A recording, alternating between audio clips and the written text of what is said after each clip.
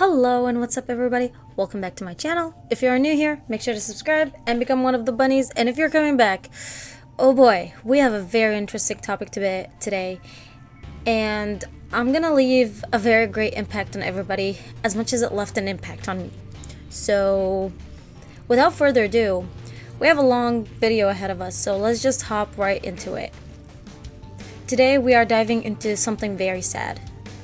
Today we dig up the 13 pioneers who've tried their absolute best to be the heroes they wanted, but sadly their ambitions really stood up in their way and was the reason for their fall. They all had visions, dreams, and goals, but none of them could come together to unite the great force or do the right thing. Such a tragedy the last era was.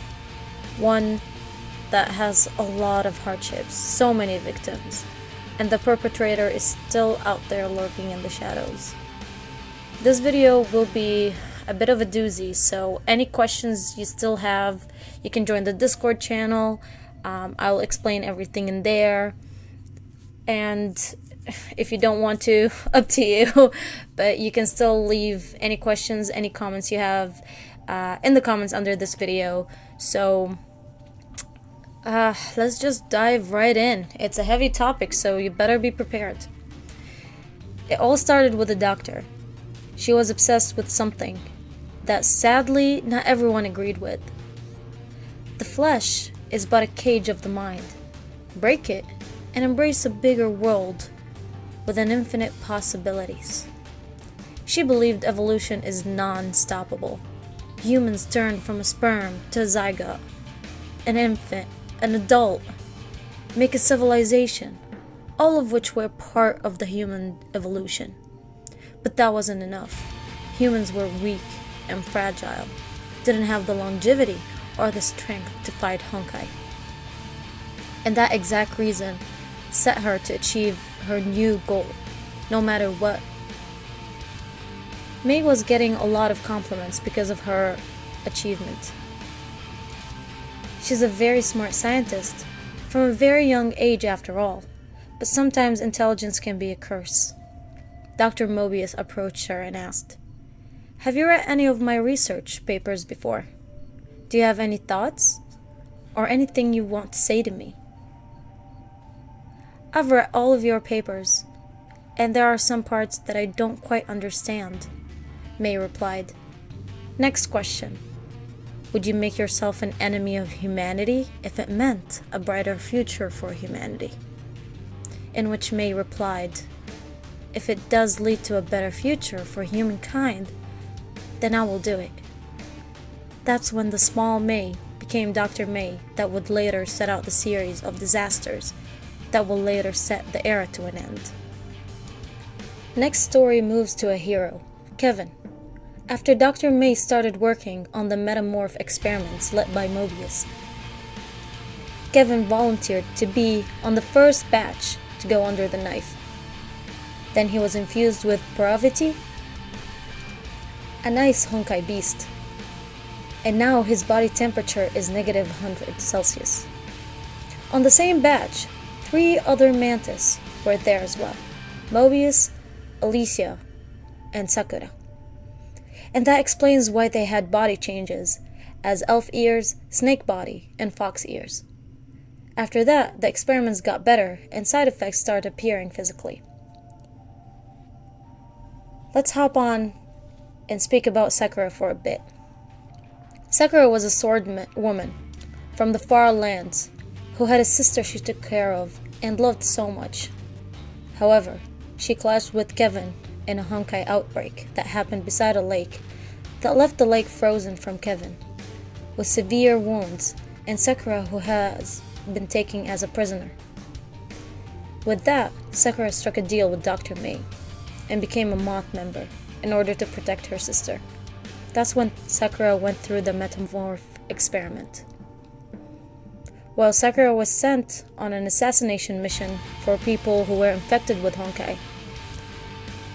As she finished the cleanup, put the blue flower down, and was ready to leave, she realized a man sitting cross-legged in the shadow. "Why?" she asked. The man wore a crudely made mask, its visage one of rapt rage. He was already here, but she didn't notice him. And that's what the young woman thought. The man before her didn't feel like a human at all. But she had to put her finger on it. He was more like some sort of a beast waiting for an ambush, just full of anger and rage and killing intent. Also silently wondered, her blade doesn't miss, so how was he able to stay breathing? He didn't want to answer. He was the one making the questions. Though, she answered him. She told him that she killed them because they were infected with honkai. They were the source of the infection in this area. That way more people can live. Though she asked those people outside who were they to him, but he didn't reply. He just returned to the window and stared at the storm pouring outside, play illuminate his mask and her blade. No one would have guessed that in 28 seconds this building was turned to utter useless debris by fight between those two. That man went by Kalpas after this. In another place, a huge honkai eruption happened, causing Kevin to be deployed, not knowing that the eruption gave birth to the 8th Herrscher of Sentience. One of the victims of the eruption was a gentle soul, a man who put all of his heart into being a doctor. He got a very bad infection reaction that left him in a dire situation, and he ended up passing out. When he woke up, he was overtaken by the whitewashed hospital walls and all too familiar smell of disinfectant, bringing him back to reality. This cannot be honkai infection. There isn't any cure for it. Unless... On his side, a one-armed man by the bed swirled his wine flask and lifted his head up with a small smile. "You are recovering quite well, Dr. Sue. As you might have guessed, I've come up with a cure for the honkai infection." The gentle soul was surprised. Why wouldn't everybody do it? Why would we let people die? The professor answered him, saying that it was expensive. Even though that gentle soul of a doctor didn't understand, he understood one thing after the explanation. This antibody drug comes from a serum made of the bodies of the infected. Statistically speaking, we need the bodies of around 1,000 honkai infected patients to produce the serum needed to save one person. The doctor realized soon enough that a very important person has donated his body to MOTH, and by doing so, he helped in giving him the cure. There are no miracles in this world, and magic does not exist. There are only countless people whose lives were taken by a honkai infection, and doctors who have trodden upon their corpses on the path to the progress. Dr. Sue, those precious antibodies flew through your veins right now. The dreams of thousands have died, which would never come to fruition. Do not grieve, but seek to save thousands and thousands of people. With that, Dr. Sue has made his resolve to join MOTH. In the lurking shadows, the green-haired girl raised her head to meet eye to eye with the hero. "Stop pretending, Kevin. I know your relationship with him, and I know you cut him off after you joined MOTH to keep him from finding this place." Kevin knew that this doctor was the opposite of the slithering snake in front of him. She knew better. She knew how to take opportunities. "It's about time you dropped the good guy act, Kevin. I'm well aware that I've crossed the line. But what about your dear May? Is she any different from me?" "Oh, there is a difference. She's far crueler and colder than me, because she only makes rational decisions. Pure rationality is the real monster. You know, in the 5th Science Department and the veteran science of this organization, Sue and his one-armed professor were getting ready. The observation hub will pull my consciousness back before the mimetic pollution can set, Professor. The man that had countless titles under his belt lowered his head and swirled the wine canton in his hand. He had sorrow on his face. I can't believe I let Mobius turn my own student into a mantis, and now I'm sending him straight to hell with my own hands. Sue, if you do come back, I'll treat you to a drink. In this dream world, he was transferred. He cut through all the illusions and broke free from the bonds. At last, he found it. But when he opened his eyes, he was greeted with a blood-stained canteen. An unexpected attack killed the one-armed man. But this gentleman still had enough strength at his life to just reactivate the observation hub, and thanks to that, Sue has been able to return to the present, and now Moth can actually locate the 8th Hersher. A while back, a new member joined the Mantis forces. She was sweet and shy, but had a lot of power and resolve in her. She was rescued by Himiko a while back in the city she was studying in, and gladly learned so much from her and grew bigger in the ranks. However, the cheerful major, who was the leader of her squad, turned into a Hersher that scorched everything around it. The girl almost swore that Himiko and her had her human consciousness, but no one believed her.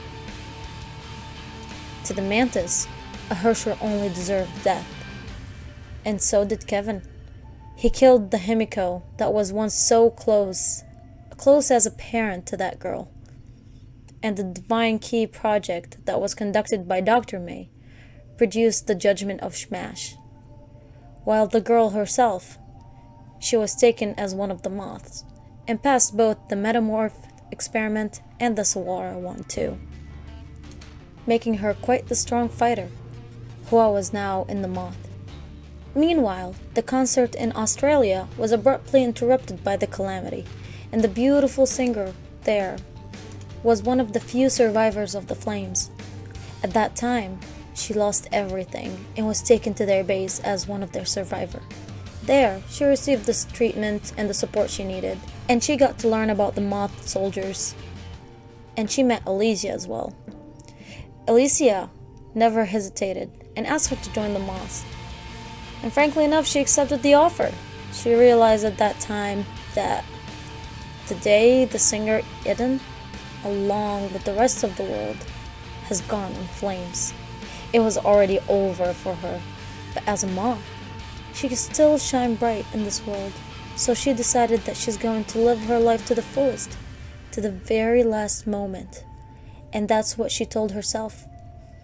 After a while as well, she decided that she's going to accept going under the surgery. She didn't want to let Eden's light die, not right now.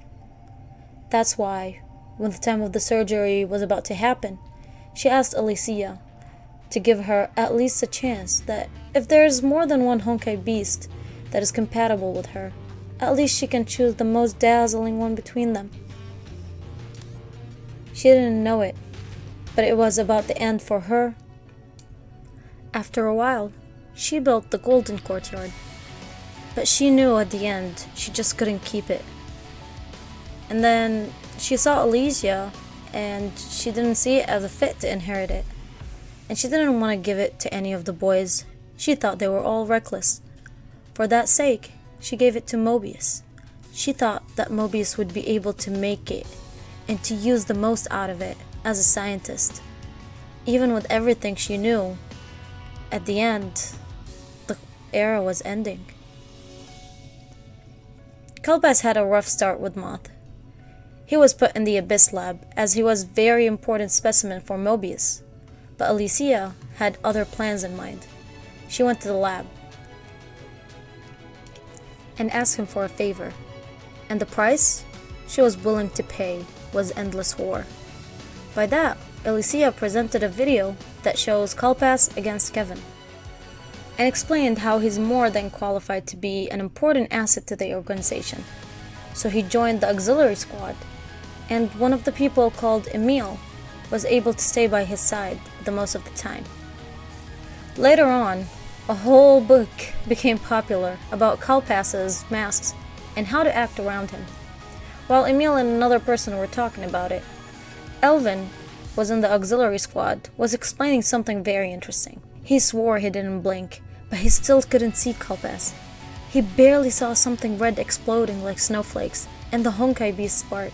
Kalpas didn't even move. But Elvin thought, was that Kalpas anymore? A small interference here, but in the Alien Key manga, we got to see the sugars, and with it, we got to see their divine key. In that chapter, Murata Ryusuke, Himiko's father, explains that once it's used, you become part of a greater dimension that humans aren't aware of. And so, you don't even need to move to make a blow. Kevin, we all know that you're not ready yet. Hand judgment of Smash to me, for the time being. I never expected the outcome that L10461 had powers that could wear you down like that. I'm sorry for not seeing the unfortunate outcome.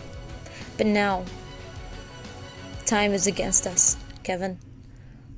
Only by bringing back the Hersher of fire power can we possibly annihilate the 10 Hersher.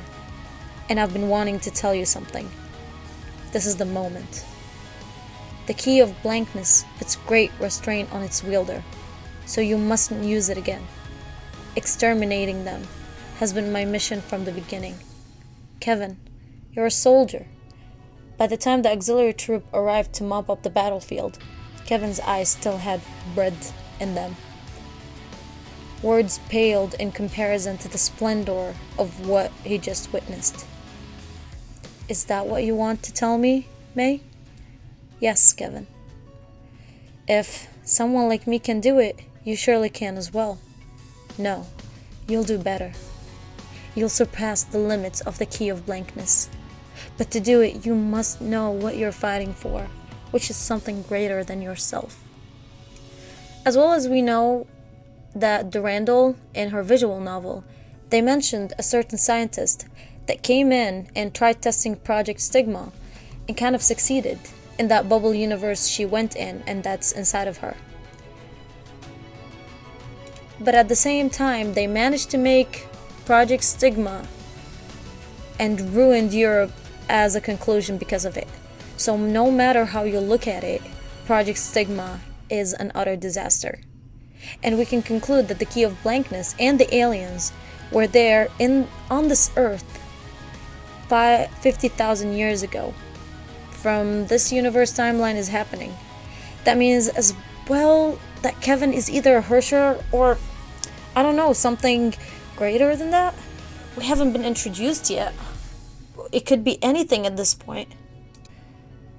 But Kalpas' situation was such an interesting specimen for Mobius. So she sent Sakura to go and investigate where his origin was. And the first time he was seen, Kalpas was metamorphed with Asura, a beast from the Mu continent that was wiped up in last era. And that made him stronger. But the side effects were beginning to show. Well done. You've heard the Sawara experiment, haven't you? Among those involved, she's the only one who's still sane. Her adaptability to the Honkai energy is unmatched on base. Kevin? I can't tell. But, as you know, that man is unreasonably powerful. I disagree. It is said, although she didn't go crazy like others, she's been hearing strange voices long after receiving the Sawara treatment. The voices, it might be the will of Honkai itself, trying to talk humans to becoming its worshippers, or something like that. Honkai worshippers? There's quite few of it. It's rather common in rural areas. Any disaster can be deodified, and Honkai is no exception. I remember one time when I was rescuing Honkai victims, I ran into a bunch of people who braved Honkai and saw it as a miracle. They made it difficult for us. According to them, being killed by Honkai is like returning to God's embrace, which will purify their souls. Fushi, what are you doing? I'm asking Moi about it. She's asking everyone in the research workshop if they know about this.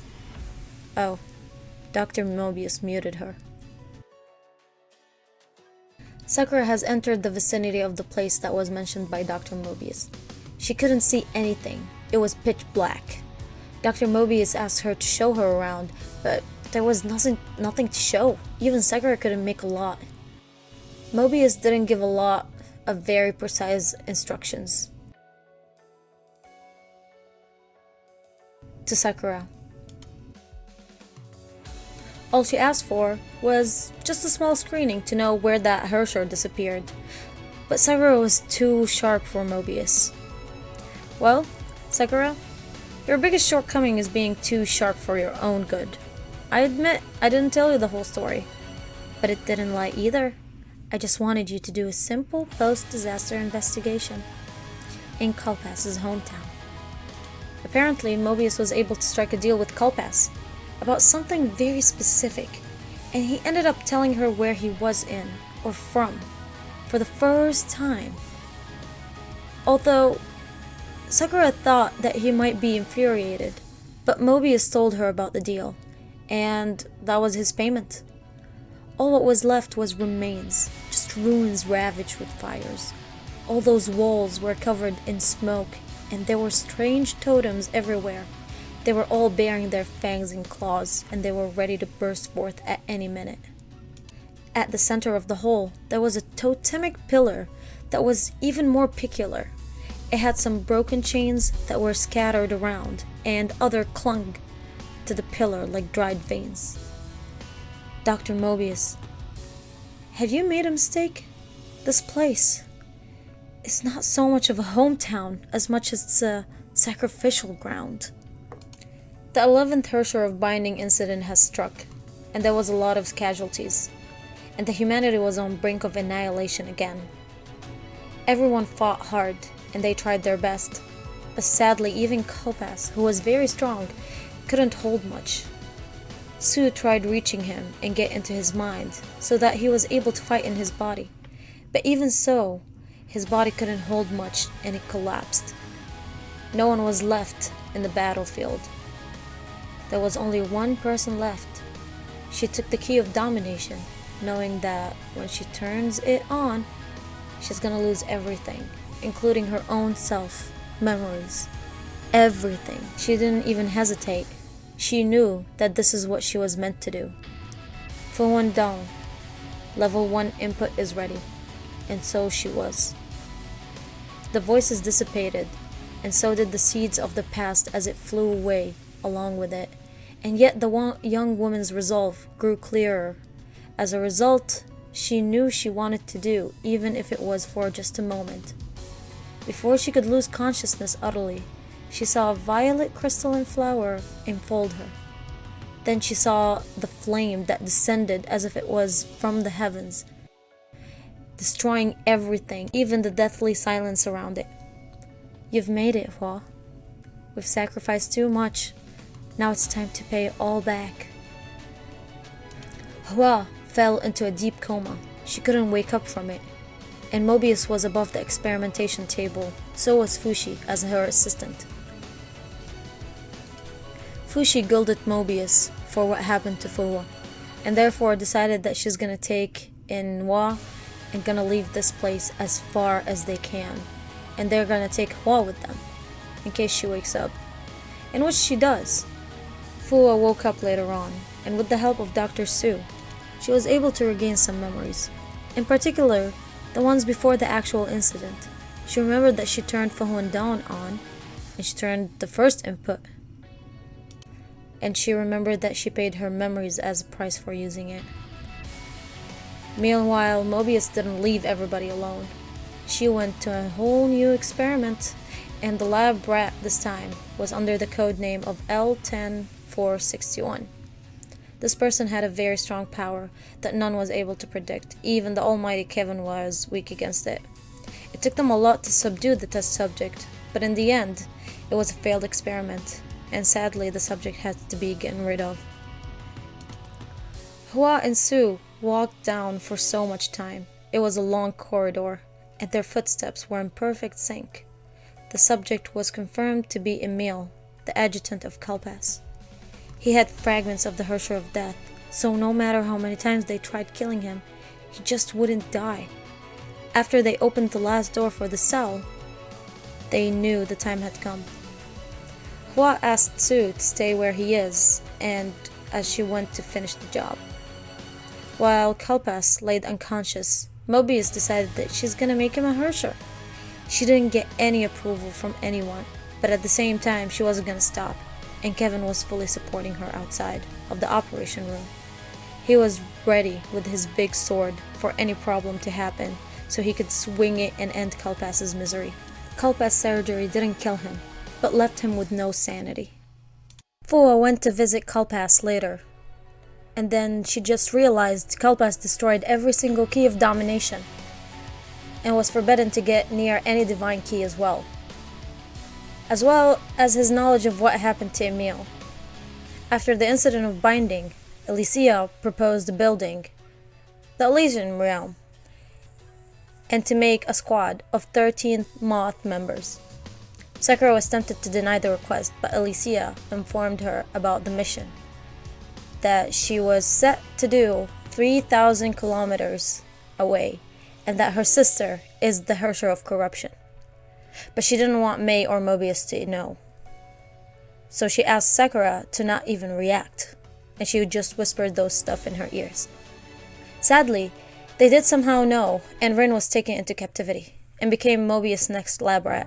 Sadly, she ended up dying as well, but with her death, the 12th Hersher has been awakened. With that, Sakura left everything. After saving all who's left from a collapsed building, Sakura heaved a sigh of relief. Exhausted, she let herself fall to the ground from roughly 4 stories up. She was 10 steps away from leaving the area, yet her legs felt so heavy. She couldn't go anywhere. That was the past. The hero who had been alienated now rested beneath the burnt berth without a tombstone of her own. After a long while, their voices could be heard amid the howling wind and sand. The 13 of us did not get together in the end. We will return to this place one day. Maybe tomorrow, you and I will lie underneath the ground. No. The man pulled out a great sword that had been thrusted into the ground and walked away. There he was standing. His cold urge to kill had left an endearing mark. No matter the cost, humanity shall defeat Honkai. Mobius got a certain report. In it, said something about Kalpas. She knew somehow he wasn't a regular human being. He couldn't have inherently inherited all this power out of nowhere. Moreover, she knew that Dr. May has had something that's been hiding for a while now, and she wanted to know what it was. Kalpas and Kevin enjoyed their last private duel before they were moved into 2 different bases, and Mobius didn't want to miss out on this. So they indeed fight, and while Kalpas was moving, a lot of rumors were spreading about him and what kind of luggage he had. The rumors mentioned that he had a luggage almost full of plushies and wooden figures. He had a cute side of him that nobody knew about. At the same time, the last meeting of MOTH just happened. Some very important members were not there, because they didn't want to, or because they just couldn't. Sue, Hua, Kalpas, none of them took part in it. Kevin came in later, and instead of taking the 9th chair, he stood behind the chair of a fragile woman. The woman put down her glasses and clapped her hands together, as if she wants to give an order. Everyone cast their gaze upon the chair in front of Kevin. The woman sitting on it looked so weary and frail. Anyone from the scene could destroy her with ease. Yet her eyes that shone like the stars always struck inexplicable fear into the others. Those who met her gaze could not fight the urge to look away. I don't have much time left, so I will get to the point. From a name on paper to the last hope of defending the world, the Moths. To be honest, I did not see this day coming when I joined the organization. I cannot qualify to be a mantis, nor will I live enough to rectify my mistakes. Before we can exterminate Honkai, I will most likely be defeated by the limitation of a human lifespan. Therefore, there are matters I must entrust onto you. I wish to hear only the truth today. Everyone, please recall, how did you meet Elysian? After the meeting ended, Sue dashed to Kevin's room without even knocking, and he saw his friend just putting his greatsword down. Kevin, Project Stigma was supposed to be entrusted to me. Why? I volunteered. Project Stigma is a research led by May and Mobius, and the cruelest and the most destructive of all projects. Though it coincides with your research field, but in this sense, it's the least compatible with you. But it's also the same for you. You always blame yourself for errors and sacrifices. And you do everything alone. I know it's tormenting you. You don't want sacrifices to happen either. I've chosen this path. There's no reason for you to let your heart die as well. This path only needs one to walk it. No, I will not let you do it alone. May assigned me a new project, called Project Volca. I'll observe parallel universes to find solutions. If I can find the solution through such means, you won't need to implement Project Stigma. It's the last resort, not a requisite. I will not allow you to do something so cruel. I'll stay with you to the end. All of this now are just memories. But the end was the most sad of them all. The cryopods were ready. Sakura wasn't between them, nor Elysia, nor the doctor. Eden was missing for some reason, so Kevin volunteered to go and call for her, but Mobius asked that she will go by herself. Outside, Eden was sitting, sipping on some wine and listening to some songs while singing. The amount of radiation that was outside was unbearable for any human. So Mobius asked her to come over as the cryopods were ready. She didn't want to go. She realized that this is her era, and she ends with her era. And she gave a slight nod to Mobius before drifting away into the wasteland with a smile and a song. Mobius knew this conversation had ended. She was not in the least surprised by Eden's choice. She turned toward the base. She suddenly heard an angelic song coming from behind. As the apocalyptic landscape, where only debris and sand remained, it sounded like a gift from the heaven. Eden's singing belonged to this era, and was the microcosm of this era. Yet her song, but closer and closer, was ending. It was the last time this beautiful voice resounded through the heavens and earth. Such heavenly music would never be heard again. Inside the base, it was time to set off. It was a path that had never been traveled, and they would follow it unwaveringly for tens of thousands of years to come. The ground on which now stood would become a foreign land, at which they could only gaze longingly from a distance. Are you all set, Kevin? Yeah. Did you doze off? Where's Sue? He has other things to do. He's not coming. Hua, after becoming a mantis, do you still have dreams? Why do you ask? I dreamed of May, Sakura, Elysia. I dreamed of all the people who died. They told me that only the fittest survive. It makes me hate who I am now. I know how you feel, Kevin. But we don't live to survive. They paved the way for us, and we still have a chance to start over. Sleep, Kevin. Sweet dreams. Start over? No. It's not over yet, no matter the cost. Humanity shall defeat Honkai. The cryopods sank down and were overtaken by darkness and silence. Their expedition, that would last tens of thousands of years, had just begun. With that, the story of the pioneers and the last era ends there. However, Elysia is said to be dead, but in reality, we saw her in this era. And she knew it. She had something special about her. And I'll explain that in another video of her. But for now, thank you all for listening and showing up. Tell me what do you think in the comments down below. And I'll see you in another video. Bye.